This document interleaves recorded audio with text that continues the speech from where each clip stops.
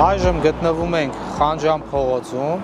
որտեղ 2024 թվականի գարնանը մի հատվածում իրականացրել ենք բակտերիալ հոսքով խտած դեֆորմացված հիպերտրոֆիկ ուռուցքներով թեղիների փոխարինման աշխատանքներ, տնկվել են ձիակազք պավիա տեսակի ծառեր, իսկ այժմ մեր ՀՕԱԿ-ի տնօրենի առաջարկությամբ եւ իր նախաձեռնությամբ շարունակում ենք նշված աշխատանքները, այսինքն այս հատվածը համալրվում է եւս 10 ձիակազք պավիաներով, նաեւ նշեմ, որ այստեղ անկախությունից հետո ոռոգման համակարգ չի եղել, այս տարի մոտ 400 մետր նոր ոռոգման համակարգ է անցկացվել։